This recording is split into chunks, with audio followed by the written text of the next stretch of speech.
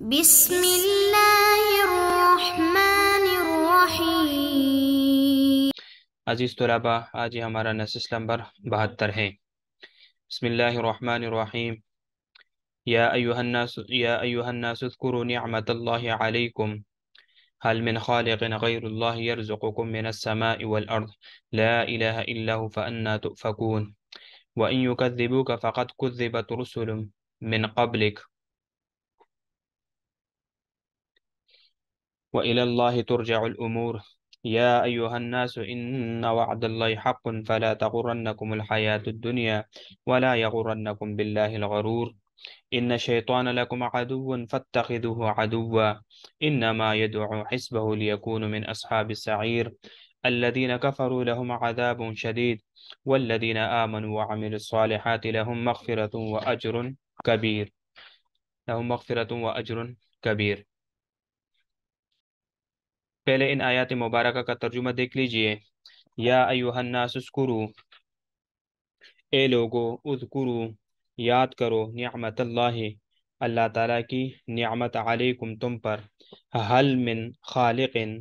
کیا کوئی پیدا کرنے والا ہے، غیر اللہ، اللہ کے علاوہ، یرزقکم، جو روزی دیتا ہو تم کو، من السماء، آسمان سے، والارض، اور زمین سے، لا الہ، کوئی معبود نہیں، الا ہو، مگر وہی، فَأَنَّا، بس کہاں، تُؤْفَكُونَ، الٹے جا رہے ہو تم۔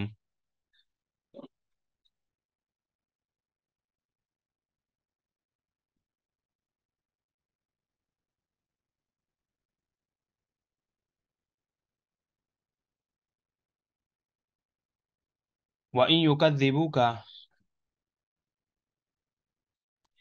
اور اگر يُكَذِّبُوكَ، جھٹلاتے ہیں وہ آپ کو، فقد، تو بالیقین، رسلا من قبلک، ہم نے آپ سے پہلے بھی کئی رسول بھیجے ہیں، فقد کذبت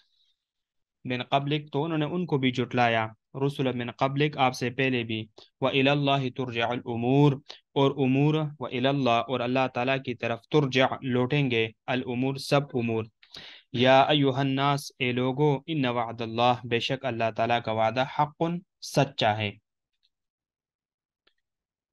فلا تغرنکم الحیات الدنیا، فلا تغرنکم، غر یغر، فلا تغرنکم، بس دھوکے میں نہ ڈالے تم کو،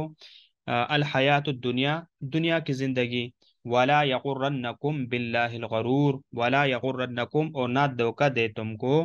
باللہ، اللہ کے نام سے، الغرور، بڑا دھوکہ باز، ان الشیطان،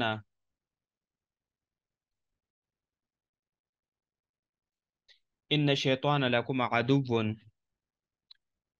بے شک شیطان، لکم، تمہارا، عدو، دشمن ہے، فاتخذوہ، بس بناؤ اس کو، عدو، دشمن، انما یدعو، وہ اس لیے بلاتا ہے، حزبہ، اپنے پارٹی کو، جماعت کو، حزب کو، لیکونو، کہ ہوئے وہ، من اصحاب السعیر، دوزخ والوں میں سے، السعیر، دوزخ والوں میں سے، الذین، وہ لوگ، کفروا، جنہوں نے کفر کیا، انکار کیا، لہم، ان کے لیے، عذاب، عذاب شدید، سخت، والذین، وہ لوگ، آمنوا، جو ایمان لائے، وعملوا الصالحات، اور کیے انہوں نے نیک کام، لہم، ان کے لیے، مغفرتن، بخشش ہے، واجر، اور بڑا بدلہ ہے، کبیر، بڑا بدلہ ہے۔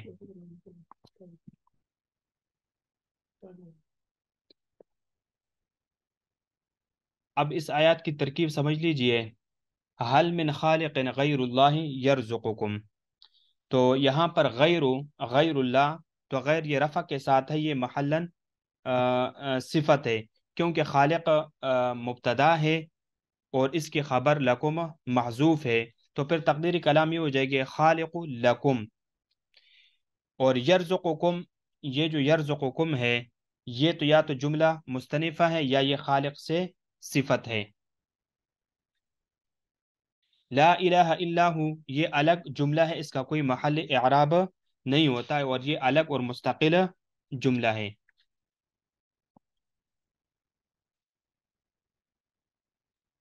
تؤفکون،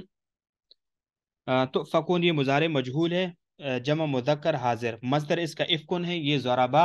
اور سمعت دونوں سے مستعمل ہے، یعنی اصلی لغت سے پیرنا. تو یہاں مراد یہ ہے کہ حق سے باطل کی طرف پیرنا اس سے مراد ہے.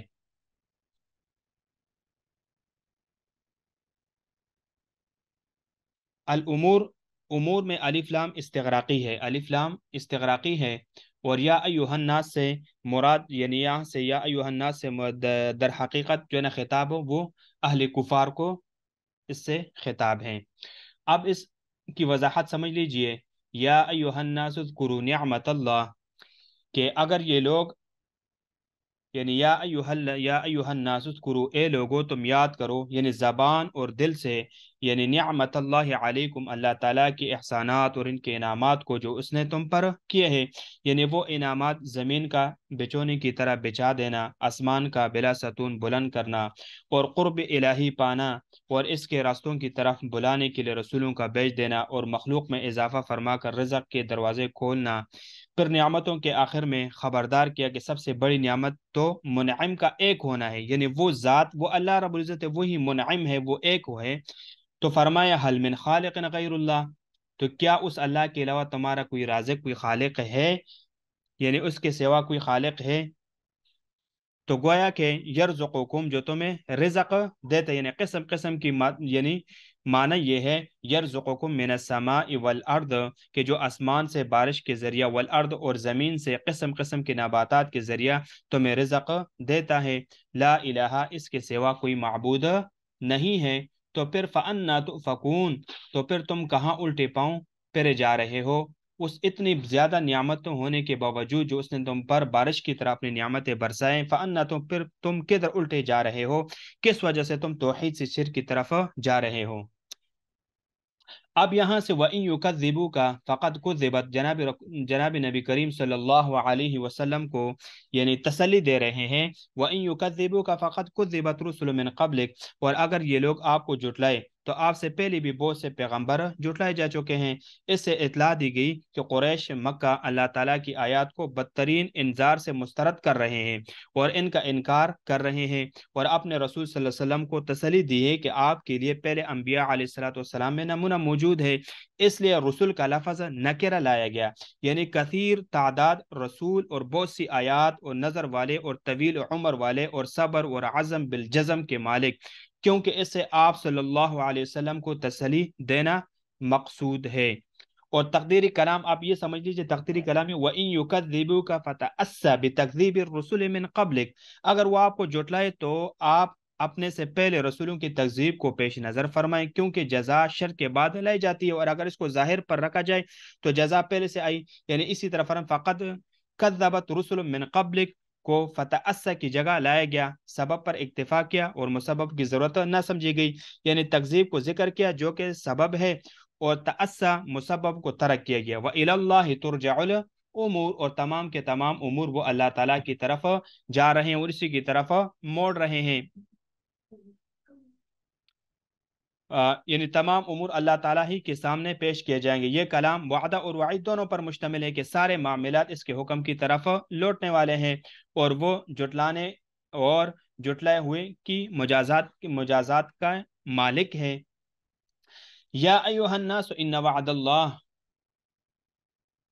اب دیکھو یا ایوہ الناس ان وعد اللہ، یہاں سے جو میں نے پہلے کہا تھا کہ خطاب در حقیقت کفار کو ہے، تو فرماتے یا ایوہ الناس ان، اے لوگوں کے بلا شبہ اللہ تعالیٰ کا وعدہ جو بعثت و جزا سے متعلق ہے حق ضرور سچائی پورا ہو کر رہے گا. فلا تغرنکم الحیات الدنیا، بس دنیا زندگی تمہیں دھوکے میں ڈالنے، یعنی دھوکے میں نہ ڈال رکھے، بس دنیا تمہیں فریب خوردہ نہ بنا دے، اور نہ دنیا سے تمتع اور اس کے منافع سے لذت اندوزی تمہیں آخرت کی طلب اور سعی اور اللہ تعالیٰ کے ہاں جو کچھ ہے اس کی طلب سے غافل کر دیں. ولا یغرنکم باللہ الغرور،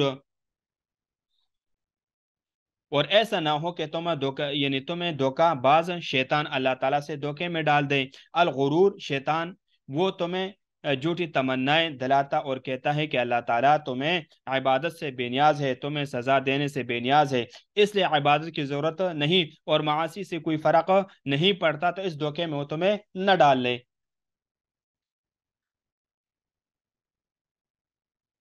ان شیطان لکم عدو مبین، شیطان سے دشمن والا معاملہ کرو نہ کہ دوست والا معاملہ، وہ تو تمہارا دشمن ہے. ان شیطان لکم، شیطان بے شک تمہارا دشمن ہے، اس کی دشمنی کھلی ہوئی ہے. اس نے تمہارے باپ کے ساتھ جو کچھ کیا، اس کے بعد بھی تم اس سے ایسا معاملہ کر رہے ہو جیسے اس شخص سے کیا جاتا ہے جس کے حالات سے بے خبری ہو. فَاتَّخِذُوهُ عَدُوًّا، بس تم اس کو دشمن سمجھتے رہو.